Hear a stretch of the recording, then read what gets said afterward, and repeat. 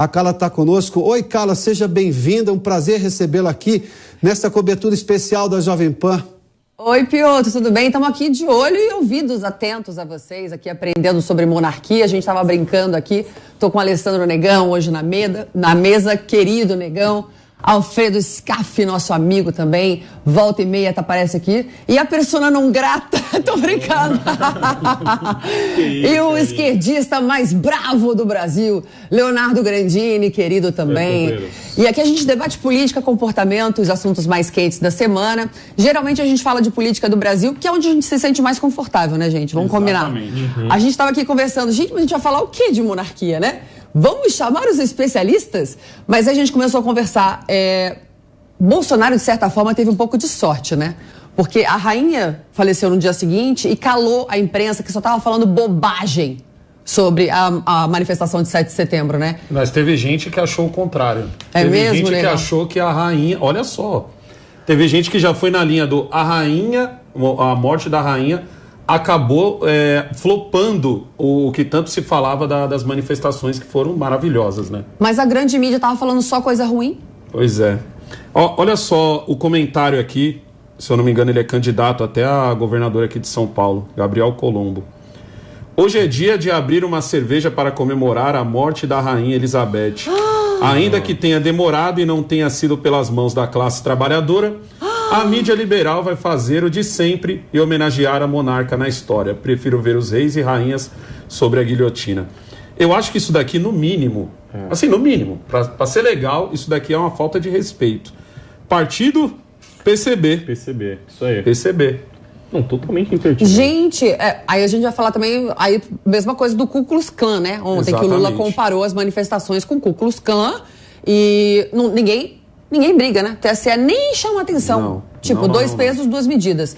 Scaff, você acompanha a monarquia britânica? Você também é dessa opinião de que melhor a rainha morta? Não, né?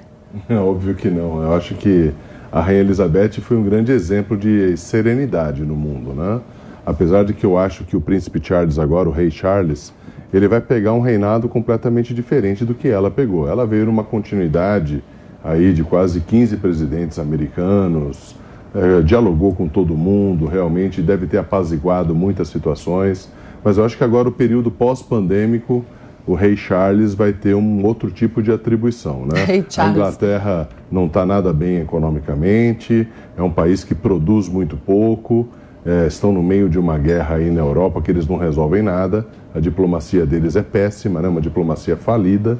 Eu acho que o rei Charles aí vai ter muito mais trabalho do que ele possa imaginar, até porque eu vejo que ele assumindo, ele vai querer mostrar alguma coisa.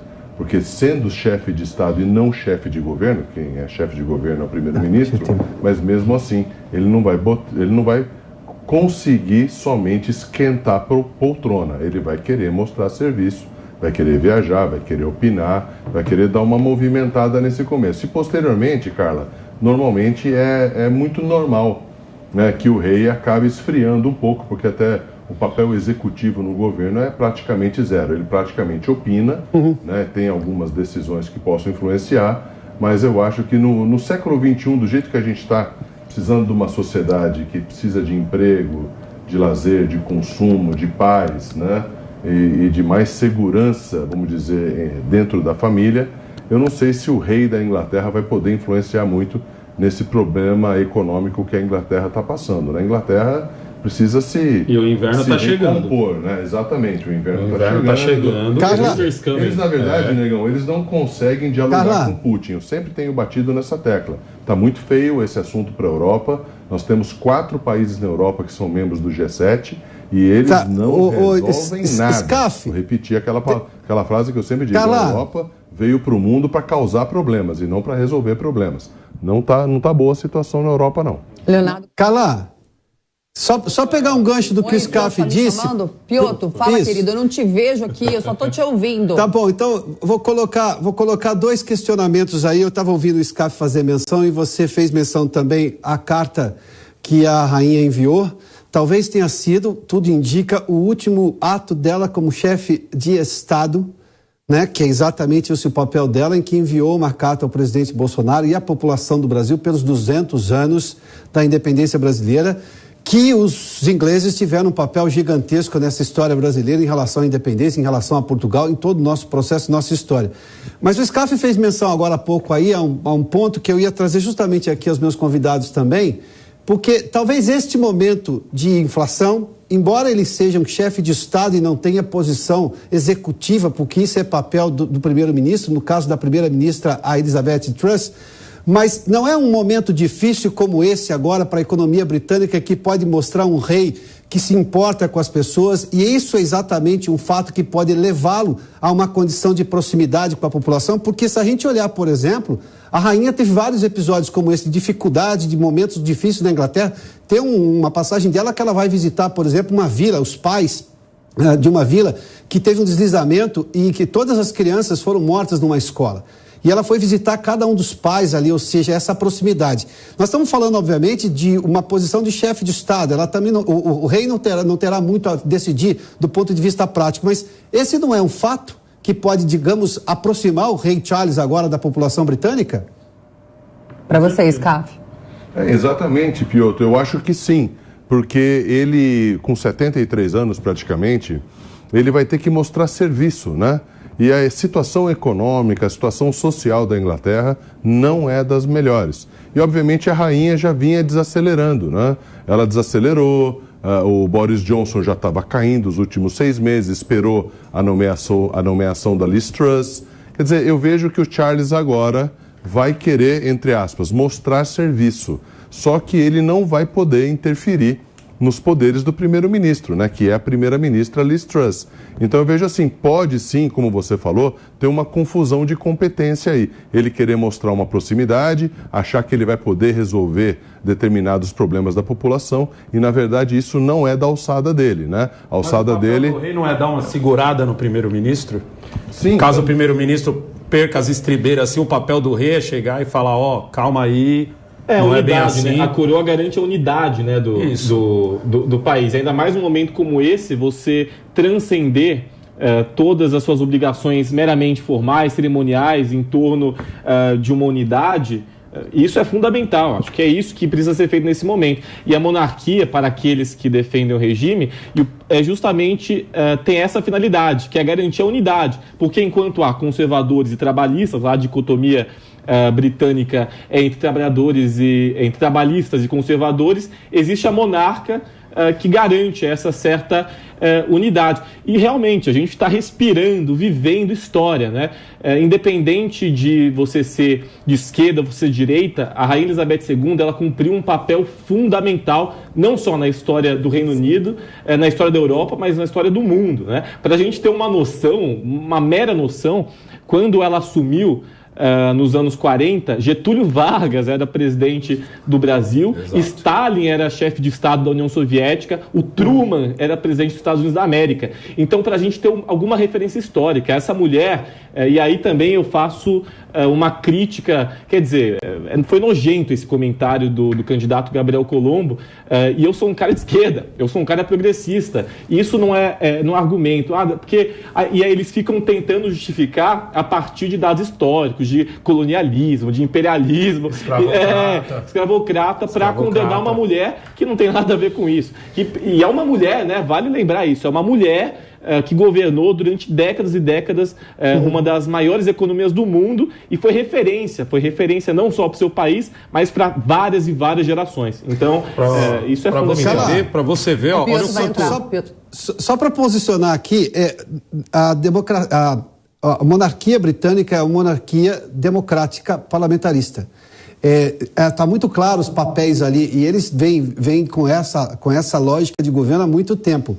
O que eu fiz menção do papel do rei é o papel de fiador de tudo isso. Ele não vai ter nenhuma função executiva, não terá função executiva, isso não será alterado, porque precisa alterar a Constituição britânica, e ele acabou de fazer no seu pronunciamento, o primeiro pronunciamento, um juramento de seguir a Constituição, tal como a mãe dele fez durante os 70 anos de reinado.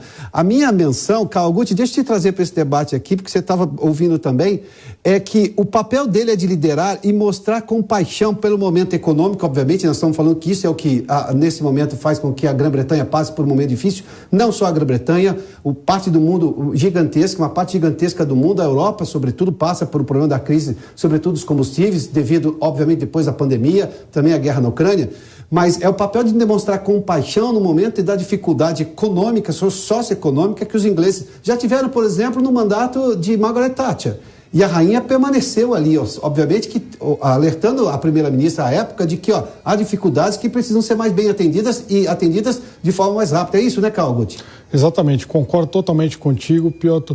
Essa figura que você trouxe da relação da rainha Elizabeth II com a Margaret Thatcher, ela é muito, ela traz bastante explicação. Era uma relação difícil entre a primeira-ministra da época e a rainha da época. Realmente a rainha queria aí mais complacência, menos dureza da Margaret Thatcher. Mas eu lembro de novo agora do discurso que a gente acabou de ver do rei Charles III. Ele fala um ponto simbólico importante, que ele fala do respeito à monarquia constitucional. Eu acho que o maior legado que a Elizabeth II deixou foi 70 anos de respeito à monarquia constitucional. O que significa? Ela não pende nem para o Labour, que é o Partido Trabalhista, nem para o Tory, que é o Partido Conservador. Ela mantém a sua neutralidade, apesar dela ter poder, sim, de se intrometer se necessário. Todo mundo fala, a rainha é uma rainha da Inglaterra, não faz nada. Não é bem assim. Se a gente pegar a história da Inglaterra, por exemplo, quando teve a crise de Suez em 1956, logo em seguida o primeiro-ministro caiu por causa dessa crise, que foi uma vergonha para a Grã-Bretanha, foi o Anthony Eden.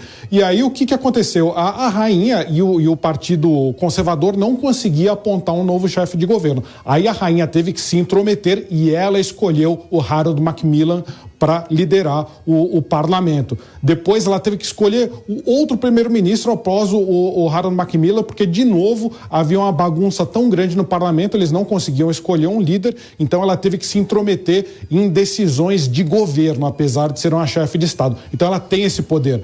Ela conversa todas as semanas com o primeiro-ministro e a gente não sabe o que eles conversam. Isso é totalmente sigiloso. Ela pode dar a opinião dela ou pode não dar a opinião dela, a gente simplesmente não sabe. Então, essa é a questão. Eu acho que sim, o rei Charles ele vai ter que se mostrar aí muito a simpatia com o povo. A Premier Liz Truss, ela foi escolhida aí com promessas até de tomar ações rápidas. Ninguém esperava a morte da rainha agora, mas esperava-se já para essa semana ela, por exemplo, anunciar um congelamento das contas de energia. Isso não aconteceu, não deve acontecer tão rápido, mas ela prometeu. Mas é aquela mesma coisa, ela prometeu quando era candidata. Vamos ver o que ela vai fazer e qual que vai ser o apoio que o rei Charles vai dar a ela nesse tipo de decisão, que vão ser decisões muito difíceis.